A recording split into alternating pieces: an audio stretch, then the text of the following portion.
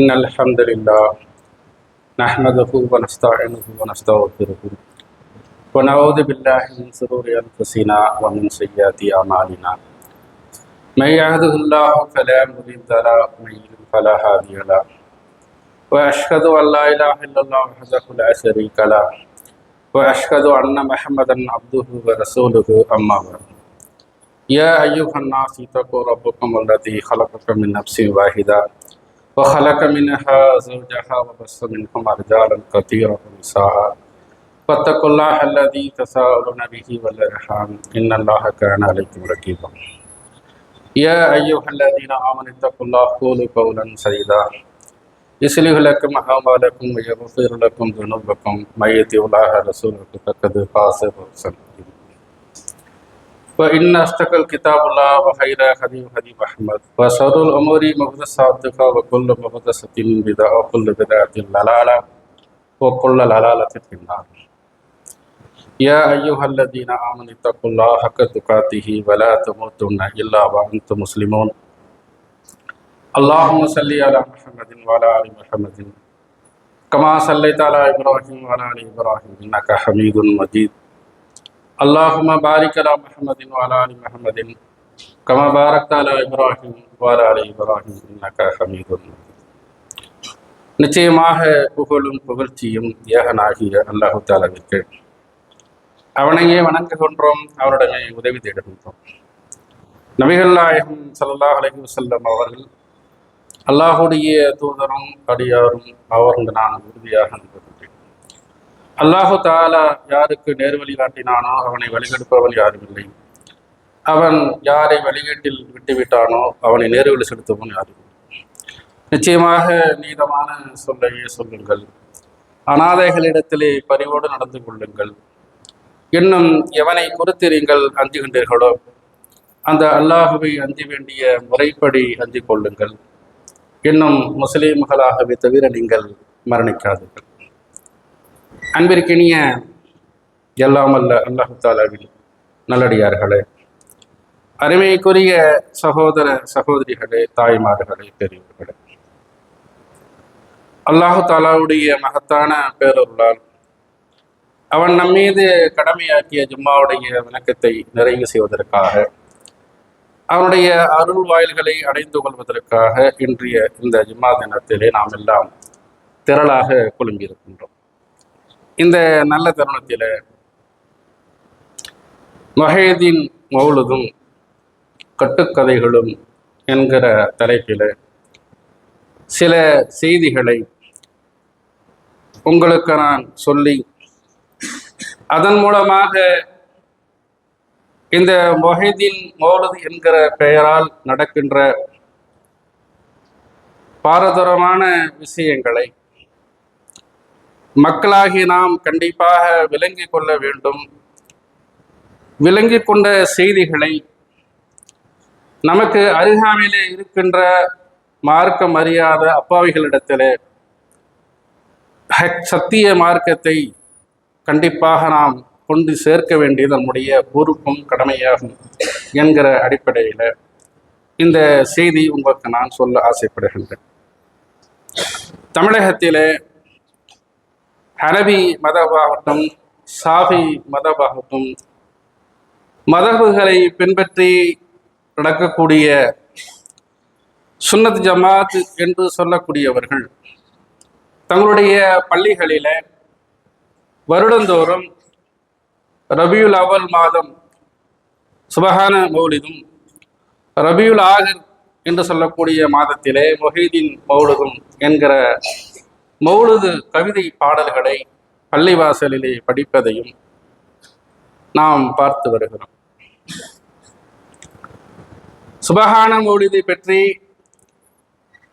பலவாறு நாம் அதில் உள்ள கட்டுக்கதைகளை, அதில் உள்ள செய்திகளை ஓரளவு நாம் அறிந்து வைத்திருப்போம்.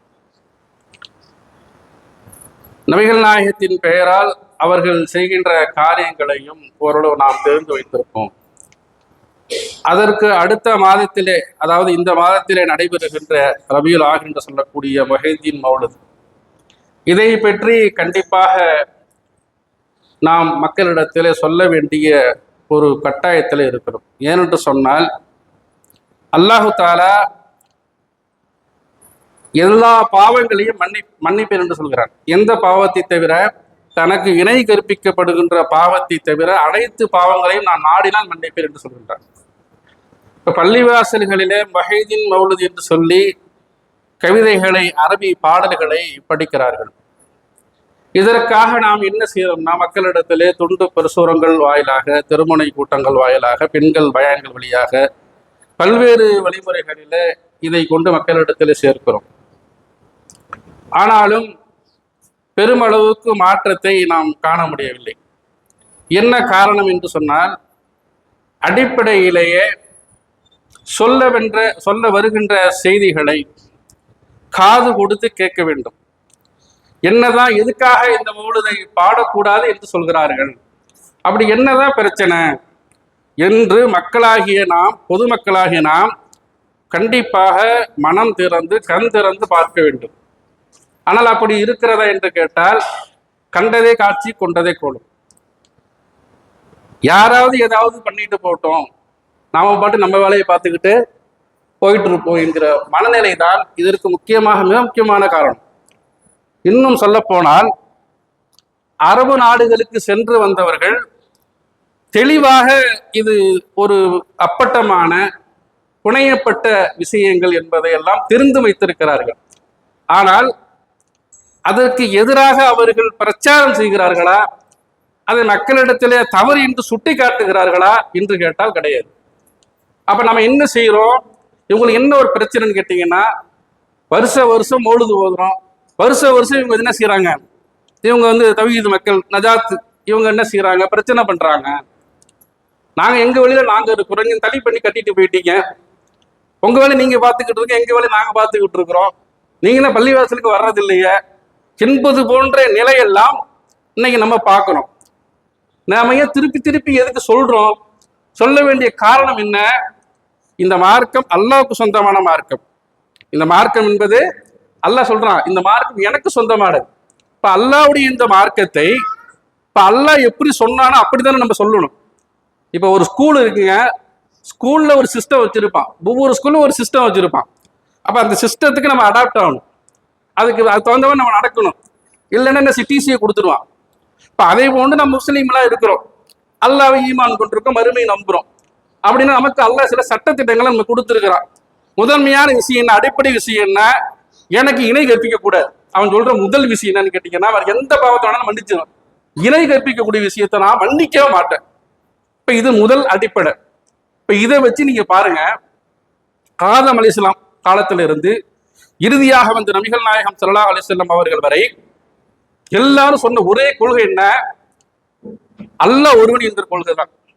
முஸ்லிம்கள்ல பெரும்பான்மையான மக்கள் என்ன நினைக்கிறாங்கன்னா, ரசூல்லா இஸ்லாம்ங்கிற ஒரு இதே தோன்றி இது நினைக்கிறாங்க. அது தவறு. ரசூல்லா இறுதியாக அது என்ன செய்தாங்க, ஹாத்தம் நம்ம இறுதியாக அவர்கள் என்ன செஞ்சாங்க, அவங்க சொன்னாங்க இந்த கொள்கையை.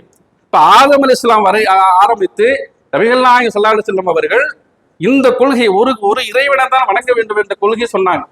அப்ப எப்படி மக்கள் மத்தியில் மாற்றம் ஏற்பட்டுச்சு, எப்படி சிலைகளை வணங்கினார்கள், எப்படி பெரியார்களை வணங்கினார்கள், அப்ப இந்த விஷயம்லாம் எப்படி தோன்றியதுன்னு கேட்டீங்கன்னா, அப்ப இல்ல ரசூலுல்லாஹ்வே இதுக்கு என்ன சொல்றாங்க, அல்லாஹ் கிட்ட அதிகமாக பிரார்த்தனை செய்யறாங்க.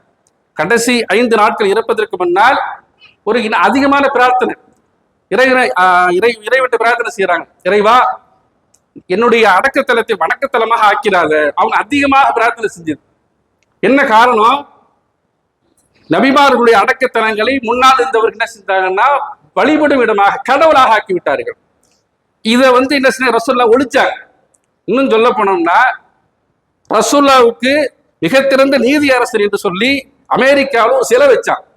சிலை வைக்கும் போது ஒட்டுமொத்தமாக முஸ்லிம் உம்மா, உலகத்தில் வாழக்கூடிய 200 கோடிக்கும் மேற்பட்ட முஸ்லிம்கள் எதிர்ப்பு தெரிவித்தார்கள். என்ன காரணம், ரசூல்லா தன்னை எங்கேயும் என்ன செய்து, அவங்களுடைய உருவம் கிடையாது, யாருக்கும் தெரியாது. இப்ப சிலை வழிபாடு, உருவ வழிபாடு தான் வருவதற்கு மிக முக்கியமான ஒரு திறவுகோல் என்னன்னு கேட்டீங்கன்னா, இது போன்ற காரணங்கள் தான். அப்ப முஸ்லிம்கள் இதை எதிர்த்தார்கள், தூக்கி எறியப்பட்டது. அப்ப முஹைதீன் மௌலுது நீங்க எடுத்து பாத்தீங்கன்னா, இது என்ன செய்தி, என்ன சொல்ல வர்றாங்க, முஹைதீன் யார் ஃபர்ஸ்ட், அப்துல் காதர் ஜிலானிங்கிறவர் யார் ஃபர்ஸ்ட், இவங்க பகதாத், ஈராக் என்று சொல்லக்கூடிய பகதாத் என்ன செய்யறாங்க, பிறக்கிறாங்க. ரொம்ப நிறைய செய்திகள் இருக்கிறது. இந்த செய்திகள் சொல்லணும்னா பல மணி நேரங்கள் சொல்லணும். நாம ஏன் அது சுருக்கமா சொல்றோம்னா, ஜிம்மாவுடைய நேரம் கருதி ஒரு 30 நிமிஷத்துக்குள்ள சில செய்திகளை நாம சொல்றோம். அப்ப இவங்க என்ன செய்யறாங்க, ஒரு 500 வருஷத்துக்கு பிறகு, ரசூலுல்லாஹ் இறந்ததுக்கு பிறகு 500 வருடங்களுக்கு பிறகுதான் இவங்க பிறக்கிறாங்க. என்ன செய்தின்னு கேட்டீங்கன்னா, இப்ப நாம எப்படி ஏகத்துவத்தை மக்களிடத்தில் எடுத்து சொல்றோமோ, தெய்வதாட்சியம் என்று எடுத்து மக்களிடத்தில் வைக்கிறோமோ, அதை ஒன்று பல மடங்கு வீரியமாக இந்த அப்துல் காதிர் ஜீலானி ரஹமத்துல்லாஹி அலைஹி அவர்கள் அந்த மக்கள் மத்தியில் என்ன செய்யறாங்க, ஏகத்துவ பிரச்சாரம் செய்யறாங்க. எந்த அளவுக்கு என்று சொன்னால், அவர்களுடைய ஏகத்துவ பிரச்சாரத்தில் வீரியமாக அன்றைக்கு ஆளுகின்ற அரசாங்கம் என்ன செய்யறாங்க, சிறையில கொண்டு அடைக்கிறான். இருந்தாலும் மக்கள் மத்தியில் அவர்கள் பிரபலமாக ஆன காரணத்தினால அவர் ஒண்ணு செய்ய முடியல, ரிலீஸ் பண்ணிடுறான். திருப்பி வர்றாங்க, இதை போன்ற ஜிம்மா மேடைகள்ல மக்கள் மத்தியில பிரச்சாரம் பண்றாங்க, நீ அல்லாஹ் மட்டும் தான் வணங்கணும் என்று சொல்லி என்ன செய்யறாங்க, ஒரு அடிப்படையை போடுறாங்க. என்னென்ன விஷயங்கள்லாம் சொன்னாங்க, இவர்கள் பேசுகின்ற இந்த சத்தியமும் அவர்கள் வாழ்க்கையில் கடைபிடித்த நெறிமுறைகளும் அதற்கு மாற்றமாக இன்று நிலை பார்க்கிறோம். என்னென்ன, நபிகள் நாயகம் ஸல்லல்லாஹு அலைஹி வஸல்லம் அவர்கள் காலத்துல அவங்க ஒரு புனியத்து தாலிகி அப்படிங்கிற ஒரு புத்தகமா அவங்க கைப்பட எழுதியிருக்கிறாங்க. அதுல அவங்க என்ன சொல்ல வர்றாங்கன்னு கேட்டீங்கன்னா, இதை படிச்சு சொல்ற இவங்க எப்படி அல்லாஹ்வுடைய அந்த சிஃபத்துக்களுக்கு மாற்றமாக, அந்த ஏகத்துவ கொள்கைக்கு மாற்றமாக எப்படி வாழ்ந்திருப்பாங்க எப்படிங்கிறத நம்ம நினைச்சு பார்க்கலாம். என்ன சொல்றாங்கன்னு கேட்டீங்கன்னா, முதல்ல அவங்க எழுதியிருக்கிறாங்க, இறையச்சத்தை பற்றி பிடித்துக்கொள். இரண்டாவது, இறைவனுக்கு கட்டுப்பட்டு நடப்பதை பற்றி பிடித்துக்கொள். அல்லாஹுவை தவிர எவருக்கும் அஞ்சாதே, வேறு எவன் மீது நம்பிக்கை வைத்து விடாதே, எல்லா தேவைகளையும் அல்லாஹ்விடம் ஒப்படைத்து விடு, அவன் மீது தவிர வேறு எவர் மீது நம்பிக்கை வைக்காதே. அத்தௌஹீத், ஓரிரு கொள்கையை பற்றி பிடித்துக்கொள். அல்லாஹுவை தவிர வேறு யாரு பக்கமும் நீ சாய்ந்து விடாதே, அப்படி சாய்ந்து விட்டால் நீ இணை கற்பித்து விட்டாய் என்று சொல்லி, இன்னும் அதுக்கு மேல என்ன செய்யறாங்கன்னா, படைத்தவனை விட்டு படைப்புகளிடம் நீ முறையிடாது, அவனிடமே நீ முறையிடு, அவனுக்குத்தான் எல்லா ஆற்றலும் இருக்கிறது, அவனை தவிர வேறு யாருக்கு எந்த சக்தியும் கிடையாது, அவனை கொண்டுதான் எல்லா விதமான துன்பங்களும் அகற்றப்படுகின்றன. லவ்ஹுல் மஹ்ஃபூல், பாதுகாக்கப்பட்ட ஏடு, அந்த பதிவு புத்தகத்திலே அல்லாஹ் என்ன செய்திருக்கின்றானோ அதிலிருந்து யாரும் தப்பிக்க முடியாது. அல்லாஹ் தீர்ப்பளிக்காத ஒன்றை யார் செயல்படுத்த நாடுகின்றானோ அத்தகைய மக்களுக்கு எவ்வளவு மக்கள் ஒன்று சேர்ந்தாலும் அது அவர்களால் முடியாது. அல்லாஹ் யாருக்கு என்ன கஷ்டத்தை நாடிவிட்டானோ அதை நீக்க முடியாது. அல்லாஹ் யாருக்கு நன்மையை நாடிவிட்டானோ அதை தடுக்க முடியாது. மனிதருக்கு எவ்வளவு ரிஸ்கை அவர்கள் வைத்து அல்லாஹ் பிரித்து வைத்து கொடுத்து விட்டானோ அதை கூட்டவும் முடியாது, குறைக்கவும் முடியாது என்று சொல்லி ஏகத்துவ சிந்தனையின் ஒரு பெரிய ஒரு தந்தையாக அப்துல் காதிர் ஜிலானி அவர்கள் என்ன செஞ்சிருக்காங்க, வாழ்ந்திருக்கிறாங்க. இப்ப இது ஒரு அடிப்படை. அப்துல் காதிர் ஜிலானி முக்கியமான விஷயம். ரசூல்லா, இப்ப அல்லாஹ் என்ன செய்யறான்னா, இருக்கிற மக்கள்லயே மனிதர்கள்லயே சிறந்தவர்கள் யாரு, நபிமார்கள். இப்ப நபிமார்கள்ல ரசூல்லா காலத்துல வாழ்ந்தவங்க யார் சிறந்தவர்கள், சஹாபாக்கள். இப்ப சஹாபாக்கள்ல நபிகள் நாயகம் ஸல்லல்லாஹு அலைஹி வஸல்லம் அவர்கள் ஒரு செய்தியை சொல்றாங்க. என்ன ஒரு செய்தி சொல்றாங்கன்னா, எப்போ ஒரு சில விஷயங்கள் பேசினாலும் ஆனா அபூபக்கர் உமர்னு சில செய்திகளை சொல்லிக்கிட்டே இருப்பாங்க. அபூபக்கரையும் உமரையும் முன்னிலைப்படுத்திக்கிட்டே இருப்பாங்க. இன்னும் சொல்ல போனா நபிகள் நாயகம் ஸல்லல்லாஹு அலைஹி வஸல்லம் இன்னொரு சாட்டு சொல்றாங்க, மனிதர்கள்ல சிறந்தவர் நான் உங்கள்கிட்ட சொல்லட்டுமா, சஹாபாக்கள்ல மனிதர்களே சிறந்தவர்கள் யார் தெரியுமா, அபூபக்கர் ரலியல்லாஹு அன்ஹு சொல்றாங்க. ஏன் அபூபக்கர் சொல்றாங்கன்னு கேட்டீங்கன்னா, அதுல ஒரு அழகான ஓமை சொல்றாங்க. உலகத்தில் இருக்கக்கூடிய முஸ்லிமா இருக்கக்கூடிய அவ்வளவு பேருடைய ஈமான உறுதட்டலையும் அபூபக்கர் அவருடைய ஈமான உறுதட்டலையும் நிறுத்தோம்னா, அபூபக்கர் ஈமானுடைய அந்த தட்டு தான் நிறக்கும், வெயிட்டா இருக்கும். அந்த அளவுக்கு அபூபக்கருடைய ஈமான் என்று சொல்லி மனிதர்கள்லயே நபிமார்கள் சிறந்தவர்கள். அதுல ரசூலுல்லாஹ்வை பின்பற்றினவங்க யார் சிறந்தவர்கள், முதலிடத்தில் யார் இருக்கான்னு கேட்டா அபூபக்கர் ரசூலுல்லாஹ் சொல்லி காமிக்கிறாங்க. அதற்கு பிறகு பாத்தீங்கன்னா அதுக்கு ஒரு சில சான்றுகளும் இருக்கிறது. இவங்க என்ன செய்யறாங்கன்னா, ரசூலுல்லாஹ் இறந்து கிடக்கிறாங்க. இப்ப சஹாபாக்கள் மத்தியில ஒரு பெரிய ஒரு பதட்டம் நிலவுது. என்ன பதட்டம்? ரசூல்லா மீது சஹாபாக்களுக்கு இல்லாத ஒரு வெறி, ஒரு ஆசை, ஒரு பற்று வேற யாருக்கும் கிடையாது. அப்ப ரசூல்லா இறந்து கிடக்குறாங்க, பெரும் சஹாபாக்கள் என்ன செய்யறாங்க? ரசூல்லா வந்து இறந்து போகல. உமர் அவர்கள் என்ன செய்யறாங்கன்னா ஒரு வாளை உருவிக்கிட்டு, யாராவது ரசூல்லா இறந்து போயிட்டாங்கன்னு சொன்னீங்கன்னா தலை இருக்காது. அந்த அளவு கடுமையா சொல்றாங்க. இந்த நம்ம சம்பவம் அமலுக்கு மேல நடந்துகிட்டு இருக்குது. பெரிய ஒரு குழப்பமான நிலை. அந்த நேரத்தில் அபூபக்கர் ரலியல்லாஹு அவர்கள் வர்றாங்க. வந்து அல்லாஹுடைய தூதருடைய நெத்தியில முத்தமிட்டு, நீங்கள் இருக்கும்போது நறுமணம் கமழ்ந்தீர்கள், இறந்த பிறகும் நறுமணம் கமழ்ந்தீர்கள் என்று சொல்லி அந்த சஹாபாக்கள் மத்தியில் ஒரு உரை நிகழ்த்துறாங்க. என்ன சொல்றாங்க? யார் இந்த முகம்மதை வணங்கி கொண்டிருந்தார்களோ, என்ன வார்த்தையை போடுறாங்க? யார் இந்த முகம்மதை வணங்கி கொண்டிருந்தார்களோ விளங்கிக் கொள்ளுங்கள், முகம்மது இறந்து விட்டார். யார் அல்லாஹ்வை வணங்கி கொண்டிருந்தார்களோ, அல்லாஹ் நித்திய ஜீவன், அவன் இறக்கக்கூடியவன் கிடையாது என்று நிலைத்திருப்பவன் என்று சொல்லி அவ்வளவு ஒரு பதட்டமான நிலையில் என்ன செய்யறாங்க? அங்க அது வந்து சரிப்படுத்துறாங்கன்னா, அப்ப ரசூல்லா சொன்ன அந்த விஷயம் நம்மளுக்கு புரியுதா? அதோட வெயிட் புரியுதா? அதுக்கு அடுத்து பாத்தீங்கன்னா ரசூல்லா அதிகமாக சிலாகிச்சு சொன்னது யாரை பத்தி? உமர் அவர்களை பத்தி சொன்னது. எந்த அளவுக்கு என்று சொன்னால், உமருடைய நாவிலே அல்லாஹ் பேசுகிறான் என்று சிலாகித்து சொல்லப்பட்ட உமர் அவர்கள் இவருடைய வாழ்க்கை இதோட சிறந்த மனிதர்கள் யார் இருக்க முடியும்? அதற்கு அடுத்து பாத்தீங்கன்னா பத்ர்ல கலந்து கொண்ட சஹாபாக்கள், அவர்களுக்கு அல்லாஹ் ஒரு கேரண்டி கொடுக்கிறான். நீங்க என்ன தவறு செஞ்சாலும் சரிதான், இனிமே என்ன தவறு செய்யக்கூடிய நிலை வந்தாலும் சரிதான், நான் உங்களை மன்னிச்சுட்டேன்.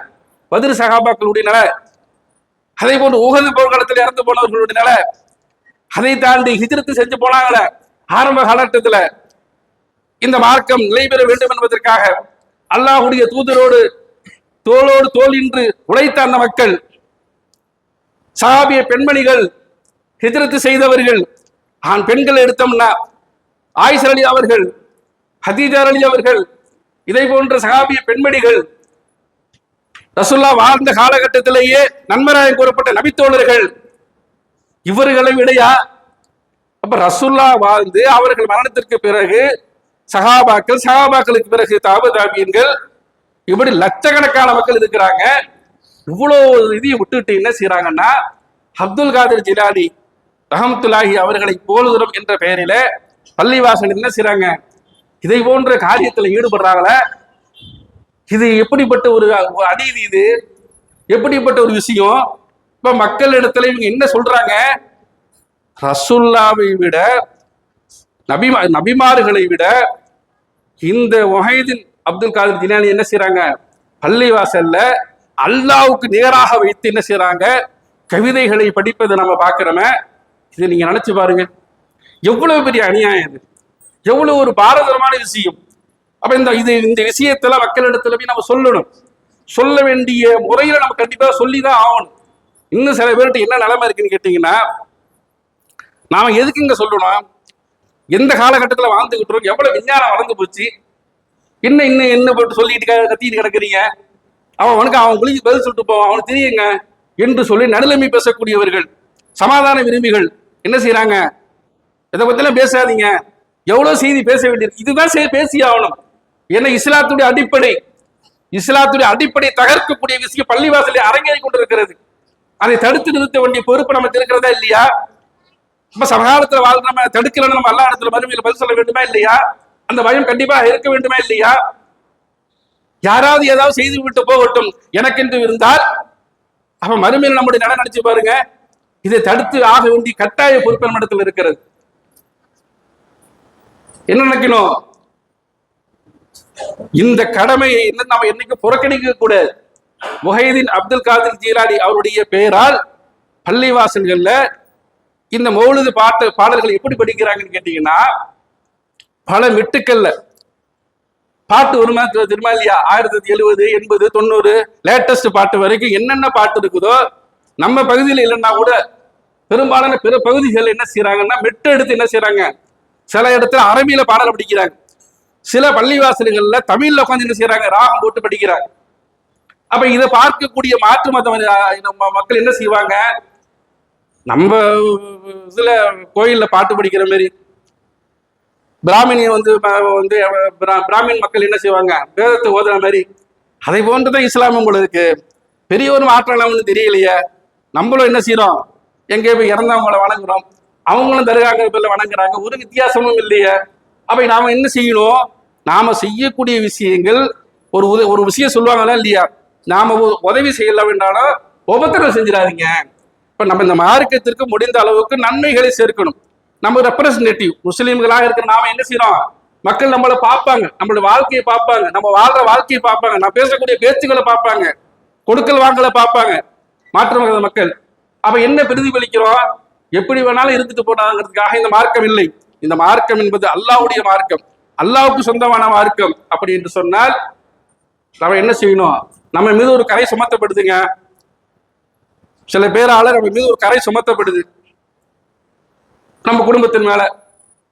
நாம என்ன செய்வோம், அதாவது சொல்லிட்டு போட்டோம், சொன்னா நமக்கு என்ன, நான் தான் செய்யலையே, இருந்தாலும் நம்ம என்ன செய்வோம், எப்படிப்பா சொல்ற, என்ன ஆதாரத்தின் அடிப்படையில் சொல்ற, என்ன காரணத்தினால சொல்ற, கூப்பிட்டு என்ன செய்வோம், கேட்போம், விளக்கம் கொடுப்போம். அப்ப நம்ம மீது ஒரு பிரச்சனை வந்துச்சுன்னா, நம்மளை பத்தி குறை சொன்னா, நம்ம குடும்பத்தை பத்தி குறை சொன்னா பொங்கிக்கிட்டு வர நாம நல்லா நினைச்சு பாருங்க, நடுநிலைமையில நினைச்சு பாருங்க. நம்ம மீது ஒரு குற்றம் சுமத்தப்பட்டால், நம்ம குடும்பத்தின் மீது குற்றம் சுமத்தப்பட்டால், அவதூறு சுமத்தப்பட்டால் நம்ம எந்த அளவுக்கு பொங்கி எழுவோம், எப்படிதான் பேசுவ, என்ன அடிப்படையில பேசுற, என்ன ஆதாரத்தை அடிப்படையில பேசுற, எவ்வளவு கோபம், ஒரு கொந்தளிப்பு வரும். இப்படி தன் சுய விஷயத்துல வருகின்ற அந்த கோபம் மார்க்கு விஷயத்துல மட்டும் ஏன் வரமாட்டேங்குது, அல்லாஹ்வுடைய விஷயத்துல, அல்லாஹ்வுடைய விஷயத்துல தானங்க வரணும்.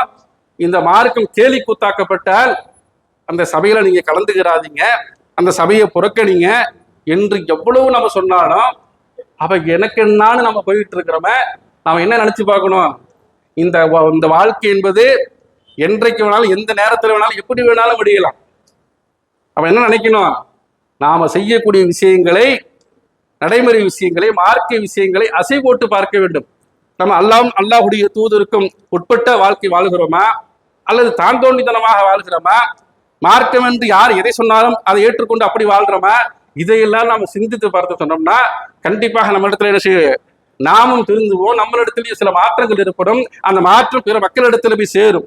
இப்ப அந்த அடிப்படையில் நாம என்ன செய்யுங்க, முடிந்த அளவுக்கு நம்முடைய வாழ்க்கையை அல்லாஹ்வுடைய தூதருக்கும் கட்டுப்பட்ட வாழ்க்கையாக நடப்போம் என்று சொல்லி என்னுடைய முதல் உரையினை நிறைவு செய்கின்றேன். வாஹிர் தாவானா அல்ஹம்துலில்லாஹி ரப்பில் ஆலமீன்.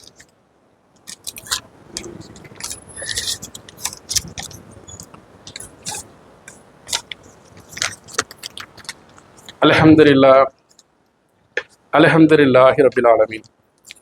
அன்பிற்கினிய சகோதர சகோதரிகளே, தாய்மார்களே, பெரியோர்களே, இந்த முஹைதீன் அப்துல் காதர் ஜிலானி அவர்கள் பெயரால் தமிழக பள்ளிவாசல்களில், பெரும்பாலான பள்ளிகளில் இந்த மௌலிது பாடல்களை, அரபி பாடல்களை படிப்பதை பார்க்கிறோம்.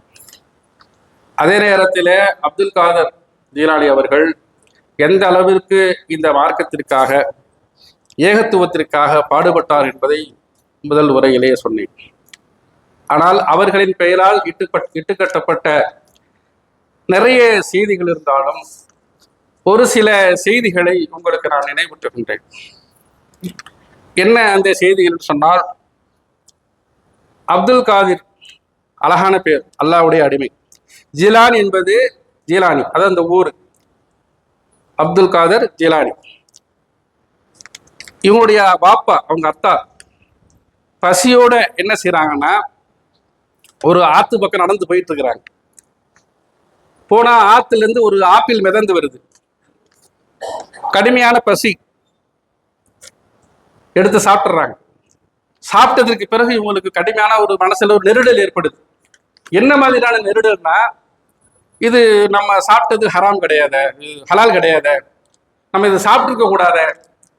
உடனே இவங்க என்ன நினைக்கிறாங்கன்னா, எந்த ஆற்று வழியாக அந்த ஆப்பிள் வந்ததோ அந்த ஆற்று அந்த பக்கமே போறாங்க. போனா நேராக போய் ஒரு வீட்டில் போய் முடியுது. அந்த வீட்டில் இருக்கிறவங்கள்ட்ட போய், அங்கே ஆப்பிள் மரம் இருக்குது. அவங்க போய் என்ன கேட்குறாங்கன்னா, இப்படி ஒரு ஆப்பிள் மிதந்துச்சு, அந்த ஆப்பிள் பசியின் காரணமாக நான் சாப்பிட்டுட்டேன், ஆனாலும் எனக்கு மனது நெருடலாக இருக்கிறது, எனக்கு ஹலாலாக்குங்க அப்படின்னு சொல்லிட்டு அங்க இருக்கக்கூடிய அந்த மனிதர்கிட்ட கேட்கிறாங்க. அவரு என்ன சொல்றாருன்னா, நான் ஹலால் ஆக்குறேன், ஆனா ஒரு கண்டிஷன். என்ன சொல்றாங்க, நான் ஹலால் ஆக்குன்னு சொன்னேன்னா நீ என்னுடைய மகளை மனம் முடிக்கணும், அப்படி சொல்றாங்க. இதை கேட்ட உடனே இவங்களுக்கு சாக்கு. நம்ம என்ன செய்யலாம்ங்கிற பரிதவிக்கிறாங்க. சரி, எப்படியா இருந்தாலும் நமக்கு ஹலால் ஆகணும், சரி நான் மனமடித்துக் கொள்ள தயார் என்று சொல்றாங்க. அவர் திருப்பி ஒரு கண்டிஷன் போறாரு. பாப்பா என்ன கண்டிஷன் போறாரு?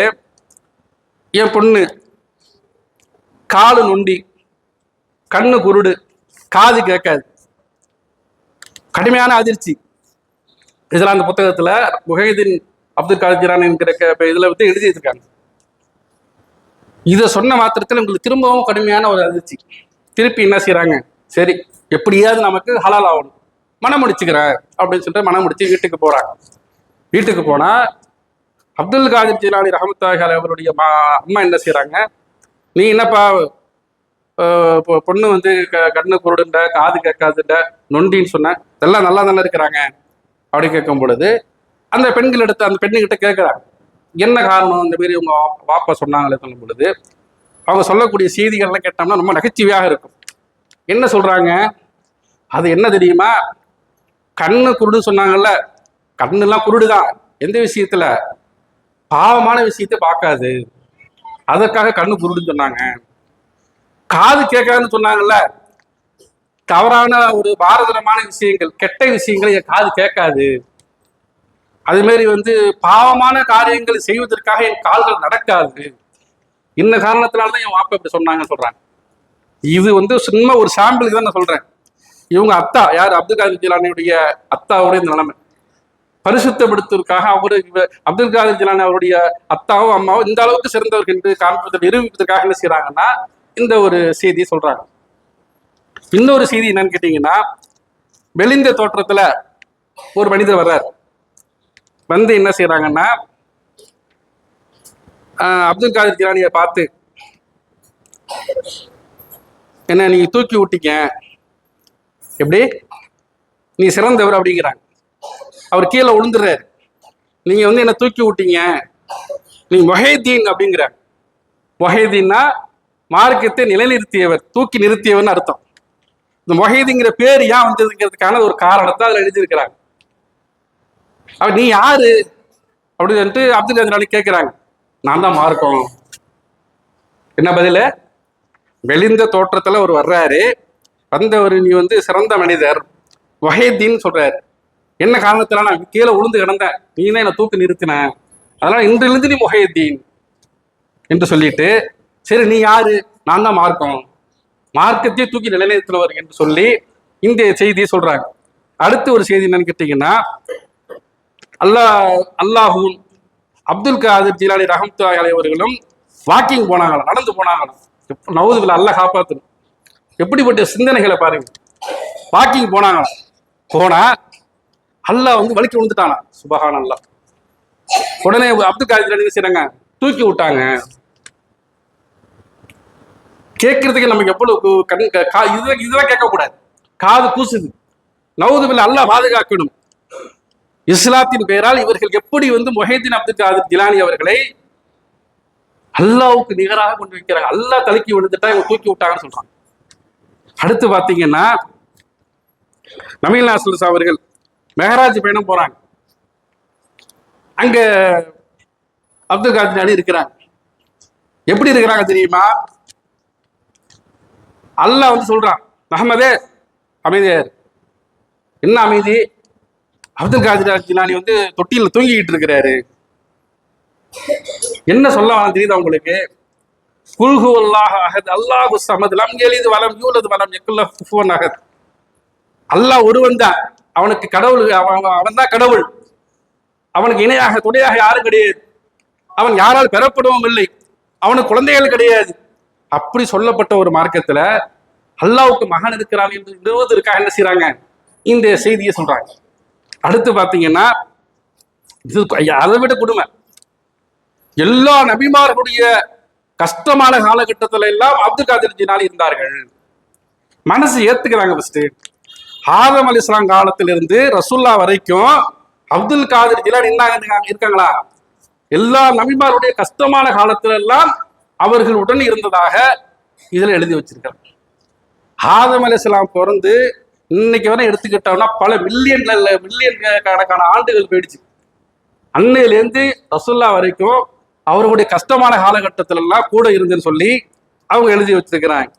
அடுத்து என்னன்னு கேட்டீங்கன்னா, அப்துல் காதர் ஜிலானி அவர்கள்ட்ட படிக்க கொண்ட சில சீடர்கள் அவருக்கு என்ன செய்யறாங்கன்னா, பசியின் காரணமா வெளியில போய் நம்ம அரசாலும் வெளில போய் என்ன செய்யறாங்க, கோழியை வந்து சமைச்சு சாப்பிட்றாங்க. அவங்க சொந்தமான கோழி கிடையாது. கோழி வந்து கம்ப்ளைண்ட் வருது, இந்த மாதிரி மரசால உங்க மாணவர்கள் வந்து என்ன செய்தாங்க, கோழியை பிடிச்சி சாப்பிட்டுட்டாங்க. சரி, அந்த எலும்புகள்லாம் எங்க கொண்டு வா, அந்த எலும்புகளை கொண்டு வர சொல்லி அதற்கு வந்து உயிரினார்கள் என்று சொல்லி என்ன செய்யறாங்க, அடுத்த ஒரு செய்தி எழுதி வச்சிருக்கிறாங்க. அடுத்து பாத்தீங்கன்னா, அப்துல் காதர் ஜிலானி அவர்கள் வந்து நடந்து போனாங்கன்னா முன்னாடி ஒரு கூட்டம் பராக் பராக் என்ன சொல்லுவாங்கன்னா, வழி வராரு வழி விடுங்க. வழி வராருன்னா, வழின்னா இறைநேசர், நீங்க வழி வராரு வழி விடுங்கன்னா ரெண்டுக்கு டிஃபரன்ஸ் புரிஞ்சுங்க. வழி அது வழி, இறைநேசர் வர்றாங்க வழி விடுங்க சொல்லுவாங்களாம். இன்னும் சொல்ல போனா, அப்துல் காதர் ஜிலானி அவர்கள் என்றைக்கு பிறந்தார்களோ அவருடைய பிறந்த நாளில் அவங்க ஒரு வாலிப வயசு இருக்கிறாங்க, அவங்களுடைய என்ன செய்தி பிறந்த நாள்ல குழந்தைங்க எல்லாம் பிறக்கும் தெரியுமா, பிறந்த குழந்தைகள் அவர்கள் நோன்பு நோற்றார்கள். பிறந்த குழந்தைக்கு நோன்பு ஃபர்ஸ்ட் கடமையா, அவங்களுக்கு எதுவா தெரியுமா புரியுமா, அவங்க வந்து என்ன செஞ்சாங்க, நோன்பு நோற்றார்கள். என்ன செய்தி கேட்டீங்கன்னா, அவர்கள் தான் வழிமார்களாக ஆனார்கள். அந்த குதிரத்து அதோட அற்புதத்தின் மூலமாக யாரெல்லாம் நோன்பு நாட்டார்களோ அவர்களால் வழியாக இறைநேசர்களாக ஆனார்கள் என்று சொல்லி இப்படி நிறைய செய்திகளை என்ன செய்திருக்கிறாங்க, எழுதுறாங்க. இன்னும் ஈசா அலைஹிஸ்ஸலாத்துக்கு தான் அல்லாஹ் ஒரு சிறப்பை கொடுத்திருக்கிறான். என்ன சிறப்பை கொடுத்திருக்கிறான்னா, தாயுடைய வயிற்றில் இருக்கும் போது பேசிய ஒரு அதிசய குழந்தைன்னு சொல்லிட்டு அல்லாஹ் குர்ஆன்ல நம்ம சொல்லி காமிக்கிறான். அது உண்மை. அதே போன்ற ஒரு செய்தியை அப்துல் காதர் ஜிலானி அவர்கள் வயிற்றில் இருக்கும் போது பேசுனாங்க என்றெல்லாம் சொல்லி, இது நிறைய செய்திகளை வந்து நம்ம சொல்லிக்கிட்டே இருக்கலாம். அவ்வளவு இட்டுக்கட்டப்பட்ட செய்திகளும் நம்ப முடியாத விஷயங்களும் அபத்தங்களும் பொய்களும் புரட்டுகளும் நிரம்பியதாக அப்துல் காதர் ஜிலானி அவர்களுடைய பெயரால் இன்றைக்கு மக்கள் மத்தியில எழுதி வைத்துக் கொண்டு அவர்களை புகழ்கிறோம் என்று சொல்லி பள்ளிவாசல்ல பாட்டு படிக்கிறீங்க, கவிதை படிக்கிறீங்களே, இதை படிக்காதீங்கன்னு சொன்னா நீ என்ன சொல்றது நான் என்ன கேட்கறது என்கிற நிலையில என்ன செய்யறாங்க, இன்னும் பாடல்களை வெறி கொண்டு எப்படி செய்யுது, வெறி கொண்டு ஒரு மனித சகோதரத்தை கேட்கிறோம், இன்னைக்கு இது என்ன பாட்டு விட்டு இன்னைக்கு பாட்டு படிக்கிறாங்களா, இது என்ன பாட்டு விட்டு அப்படி கேட்கும் பொழுது அவர் ஒன்றும் ஒரு விகல்பமா பேசல, நகைச்சுவையாக அந்த செய்தியை பதிவு பண்றார். நீ அதெல்லாம் கேட்கக்கூடாது, அந்த செய்தியெல்லாம் நீ கேட்கக்கூடாது. அவ்வளோ லாத்தீவு ஓதுவாங்க, பள்ளிவாசல்ல வந்து தபுரு கொடுப்பாங்க, வந்து வாங்கிட்டு போ சொன்ன செய்தி. நினைச்சு பாருங்க.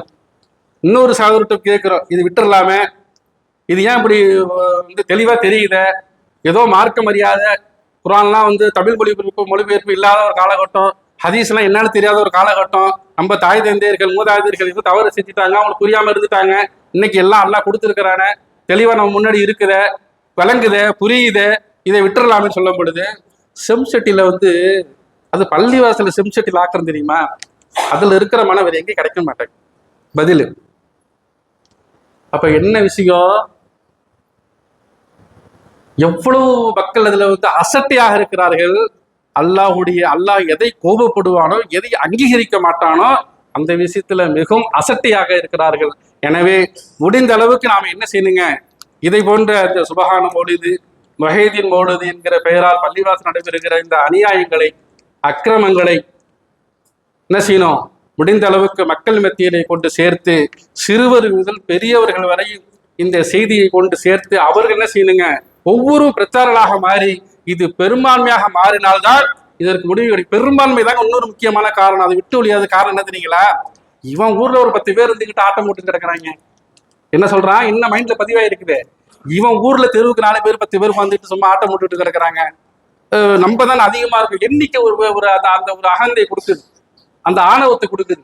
அப்ப என்னைக்கு இது வந்து மாறும் அப்படின்னு கேட்டீங்கன்னா, பெரும்பான்மை மக்களிடத்துல அது ஒரு பெரிய ஒரு பாரதரமான விஷயம் என்கிற ஒரு செய்தி மக்களிடத்துல மைண்ட்ல போய் செட் ஆச்சுன்னா, அவன் பிரச்சாரம் மாறி என்ன செய்யணும், அவன் நேரடியாக கேட்டு அதன் மூலமாக சமுதாயத்திலே பெரிய மாற்றம் ஏற்பட வேண்டும் என்று சொன்னால், இதை அவர்கள் விடுகின்ற வரை சத்தியத்தை நோக்கி வருகின்ற வரை நாம் என்ன செய்யணுங்க, இந்த அழைப்பு பணியை, இந்த முக்கியமான விஷயத்தை கண்டிப்பாக நாம் சொல்லிக்கொண்டே இருப்போம்.